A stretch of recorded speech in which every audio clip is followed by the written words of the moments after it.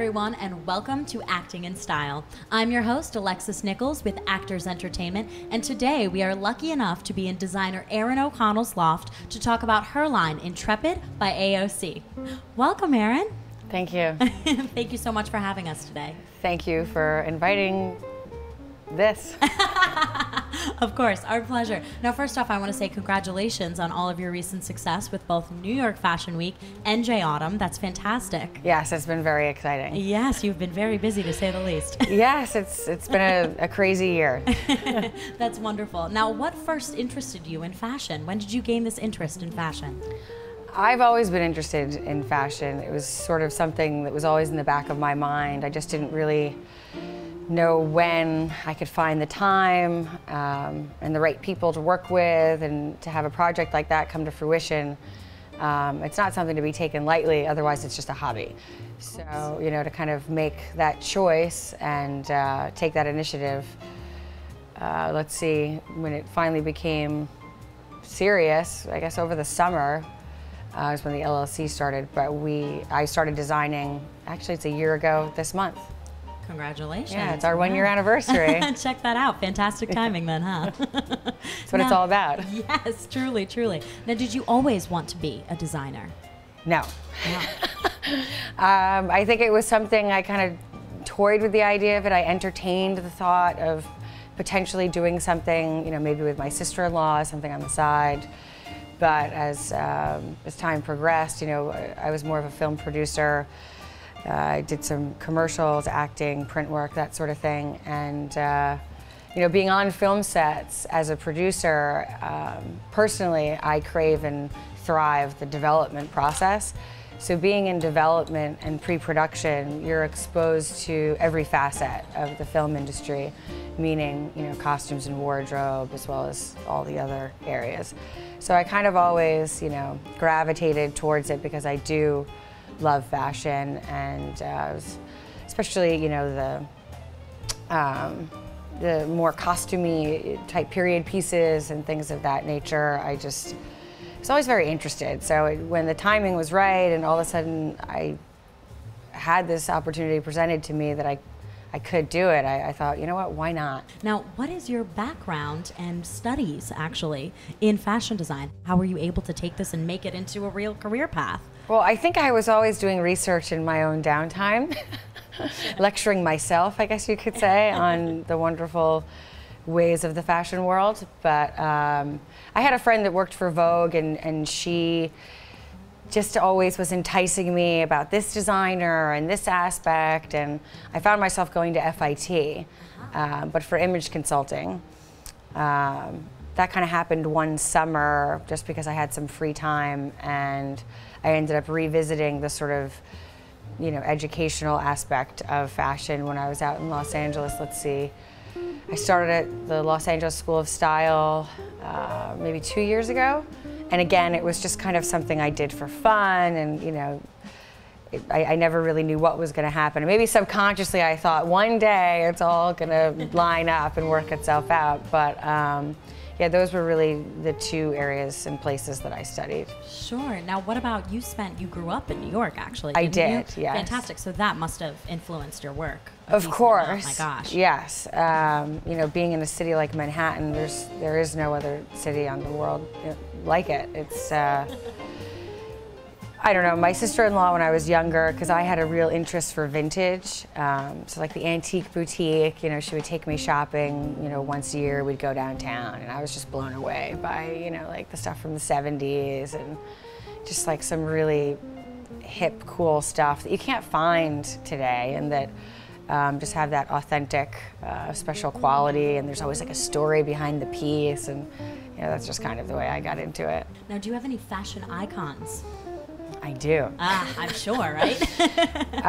Well, Intrepid by definition describes strength and courage and adventure. So that being said, I have always looked up to Diane von Furstenberg just because of her strength and her sort of, she's very feminine, but she's very independent, and I admire that. Definitely. Now, how would you describe your line? I guess just like that. Yeah. A little bit anyway. There's definitely an obvious influence. But the line in itself, I'm a bit of a contradiction, and that's probably like the New Yorker in me living in LA. It's, you know, kind of the extremes. So I do live and strive to live more in a less is more sort of mentality, and I try to apply that to my work as well. But at the same time, I do appreciate finer things, so the sort of aspect of luxury and luxe is there as well. So you'll find, you know, a simplicity balanced with luxury. Now, the next thing I wanted to go ahead and ask you about is actually starting the line. Sure. That couldn't have been an easy thing. What was the hardest part about bringing together Intrepid by AO'C? Any day now. I'm just kidding. You know, honestly, for me, the hardest part was just deciding I was going to do it. That sort of promise to myself and that ability to overcome my fear of it being a failed project. But you have to kind of just get over that fear. Fear can be paralyzing. You know, there's always going to be unforeseen stumbling blocks or, you know, a wrench thrown into your plan, you know, all those kinds of things. But you just have to be brave and say, you know what, like I want to do this and I owe it to myself to do it, and I'm just going to go for it and see what happens. So I guess the hardest part for me was kind of procrastinating making the decision. Just gotta go for it, right? Yeah, hey, I went for it. Yes, you sure did. And what was your first line like, and what inspired it? The first line that I did, I met a friend in Mexico, and unfortunately he was stuck out at sea fishing, so I had some downtime to myself in the hotel, and I was surrounded by all of this beauty, you know, just being in Mexico, you know, at a beach resort, and the cliffs and the sunsets and the water, and it was all just so captivating. And I literally went to my room and I said, okay, what can I do with this? How can I express this and get this on paper? So I just started sketching. I was just kind of messing around at first, and one thing led to another, and I thought, I have a resort collection right here. This is it. 10 pieces that any woman, you know, on a spontaneous or, you know, sort of rendezvous, holiday weekend getaway, you know, this is it. This is all she needs, and she can wear it all together, and she can mix and match with what she already has, and just keep it simple. Done. So I called my publicist at the time and I said, okay, I think I just got something going here and I don't know what to do with it. You got to steer me in the right direction. And ironically, his wife went to fit him. So that's kind of how this all started. But we don't even do resort anymore. That was just sort of like an exercise and a test. I think I needed to prove to myself whether or not I was able and willing to do this, and if I could figure it out. Because when you're not fresh out of school and you're not, you know, 21 and all those sorts of things, I felt like, okay, so I might have some handicaps here, but I'm gonna, you know, overlook that and, you know, just get myself to downtown Los Angeles and see what I can come up with. And people have been so kind and generous, and just, you know, talk about boot camp, you know, literally just donating their time to sort of consult, tutor, and educate me on the things that I need to know, you know, from a muslin to a sample to, you know, dupes and the manufacturing process. And there's all these intricate layers that are within the fashion industry that I was not aware of. You know, I knew about shopping, and I knew about what I liked and didn't like, and what, you know, sort of styles and decades, you know, represented, blah, blah, blah. But, you know, there's so much more to the industry than a lot of people realize, and it's very competitive. And, you know, there's just a tremendous amount to learn. I'm happy to say that in that learning process, I think it's really helped me grow as an individual and as a creative person. So I really owe it to everyone that's been around me this whole time. It's you can't do it alone, and I'm sure as heck not a one-man band. So hey, that's exactly what it's all about, is that teamwork, having a nice group you can trust and go with. And that is hard to find in this day and age. So it's very refreshing and comforting to find people that are really, helping you out for the right reasons, no ulterior motives, and just for the greater good of the company and the, sort of same common denominator belief in the talent and what could be, and, just the possibilities, really. Sure. Now let's talk about New York Fashion Week, because that was very exciting and also very recent. And you had a fantastic celebrity guest appearance. You had Jenny Garth from 90210 walking in your designs on the runway with you. Yeah. I mean, that was absolutely fantastic. How did that all come about? It was pretty wild. I mean, I think back on that, and it was such a whirlwind because, first of all, I was floored and honored to have been even included in Nilcha's show. I had never even done a fashion show before. It was pretty amazing. It's kind of a last minute thing that Jenny got on board, and of course I was so moved, by her wanting to take part in, sort of my inaugural fashion show, which meant so much to me, and she wears it well. So I was so excited and happy. She's a very lovely lady, and I watched her show growing up. It was like hilarious to me. I'm like, dude, Jenny, you played the coolest girl on TV. Like, you were Kelly Taylor, and now you're wearing my clothes. Like, what? It's awesome. Surreal. Totally. I was like, I appreciate that. Yeah, well, and she looked great wearing them. She really did. She really did. Yeah, so it was really nice. A lovely, lovely line. And so that was your first fashion show. Exactly. Such a huge fashion show to start with, my gosh. I don't think I realized what was happening, to be honest, because everything was happening so fast, and I was so focused on the work, and I didn't want to get caught up in what this meant or what that meant. I just kept trying to do my job. And then, to kind of take a step back afterwards, and everything started to resonate, and I thought, this was a great step forward for me, and I just, I appreciate everyone that got on board to support that decision, and that allowed me to do that. It was, definitely a milestone and a meaningful part in this sort of fashion journey of mine. Now, how did Jenny Garth get involved to walk for you? My fashion publicist, Denise Fleming at Look LA, is friends with her, and she thought, it might be a great idea, and Jenny liked the clothes, and I liked Jenny, and it just kind of all fell into place. That's fantastic. Yeah. Now, what other celebrities have you been able to work with, or hopefully will work with? Yeah. Levin Rammer from the movie Hunger Games, which I love, and she's a great actress. She's a big fan of our accessories. I know that she was just seen carrying one of our clutches, which was just wonderful. Anytime somebody wants to step out and showcase your work it's nice. Stacy Keebler, I've done some custom work for her on trousers, linen pants. Brooke Burke is a fan of our Rio bikini, and Olivia Munn, I read, was really interested as well. You have such a I'm following. a huge fan of Olivia Munn, and she has been seen wearing our date night top. So yeah, it's amazing. Oh, that's wonderful. Now, so we've talked about New York Fashion Week, but I want to talk about J Autumn next. Okay. Tell us about J Autumn, because that was a really amazing experience. Where to begin? Yeah.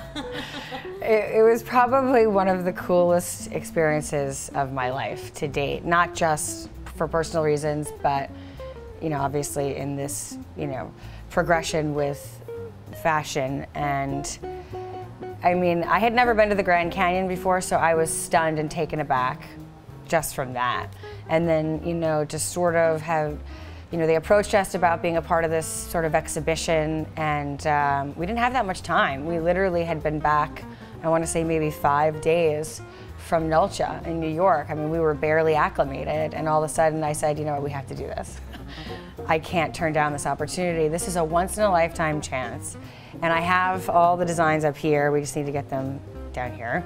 And hopefully we can find the right people to work with and bring this to life. And I believe we did that in about 3 weeks. That's my debut evening collection. It's with a twist of couture.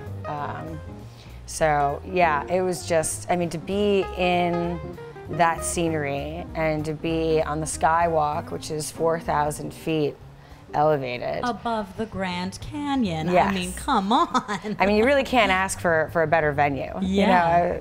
It was spellbinding, and I was just thrilled.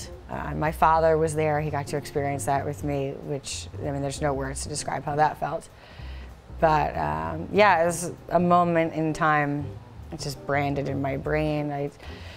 Jessica and the whole AO'C team and everyone, all the other designers, everyone was just so wonderful, and it was an honor and a privilege, and I just hope I get to work with Jessica again, because she is a brilliant, dynamic force in the industry, and everything she does, she keeps outdoing herself.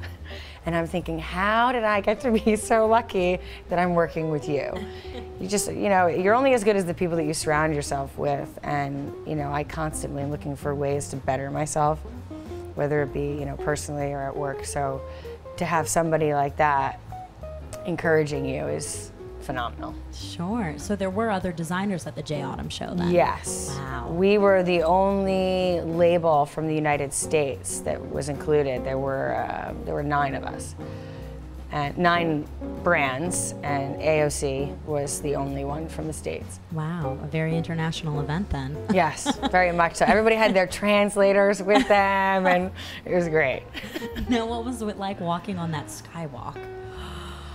It was a total trip. Was it scary? I'm not easily scared by that sort of thing. I actually wept when I first walked out to the skywalk, because it was surreal, and I kind of felt in that moment that everything was so real. You know, when you're working really hard and you're sleep deprived, and you know, you don't have time to do the things that you're used to doing, seeing friends, family, that kind of thing, you become kind of, you know, self-absorbed, and you just lose a little bit of touch of reality. So to be able to take that time to step back and take it all in, it was very moving for me. It felt great. Wow, what an experience. Yeah. Now, also, I wanted to ask you as well all about what the other positions that you've had in the industry are, because you've also been involved, been an actress, been a producer. Talk about those experiences, please. Well, I was always involved in theater from a very young age. I was actually a dancer until I was 13 and realized that that wasn't for me. I was no ballerina. But just anything really in the creative sense or entertainment, that's how I was brought up. That's where I excelled. So when I was in high school, I was in an honors program for theater, and I was directing musicals and community theater plays, and it was just very obvious that this is where I was going to end up being in some way or another. But I studied art history in college, just, you know, for the love of it. And I did some traveling. And once I moved into Manhattan, I believe I was 18, 19, I was approached by a few different agents to do some commercial work and some print work, and I was lucky enough to do a Goldman Sachs global recruitment campaign, and, you know, just some things like that. Kind of got my feet wet in the commercial world, and thought, you know, well, if I'm enjoying this, you know, why not take it up a notch and go out to LA and see what happens. So I ended up being lucky enough to work on, you know, some independent feature films. I did some experimental shorts, and then a good friend of mine, Adam Green, and I produced a movie called Skylar together with other producers, of course. But that's really probably where I learned the most about the industry, and through his friends and his help.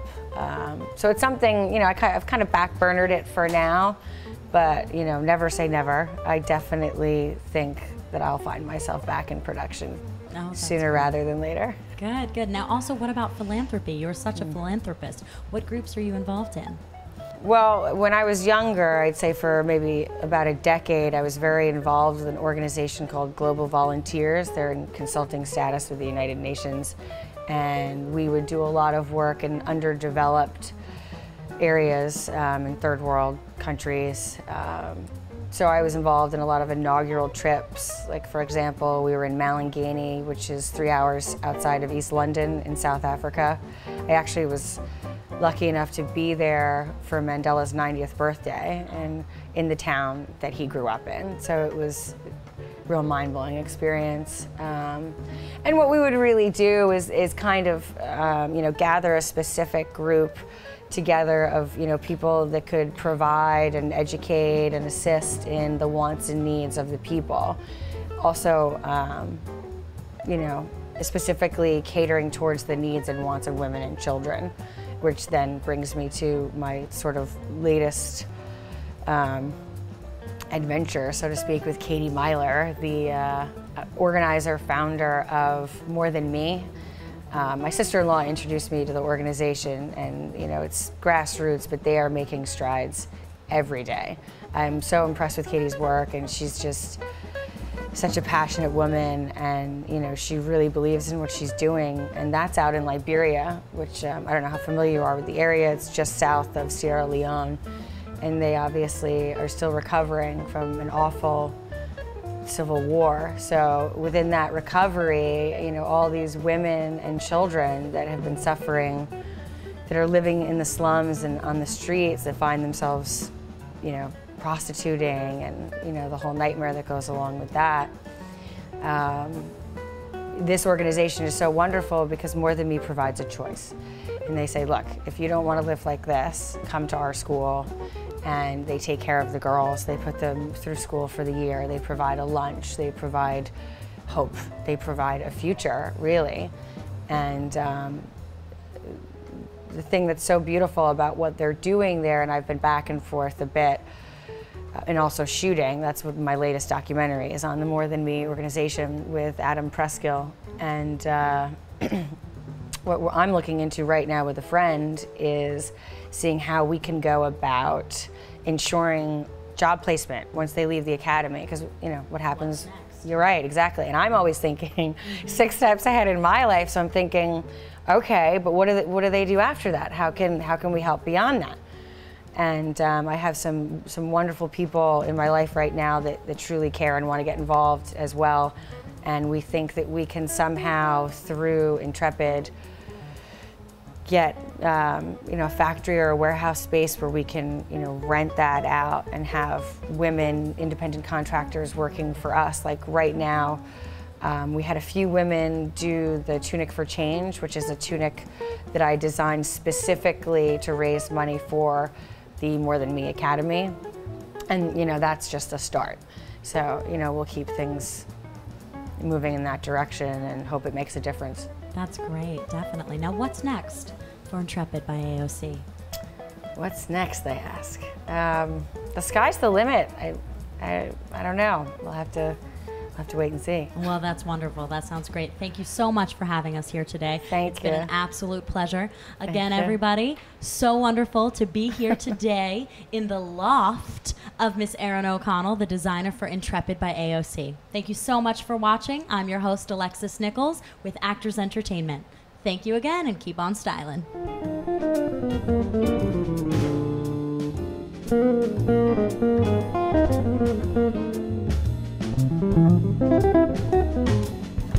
Thank you.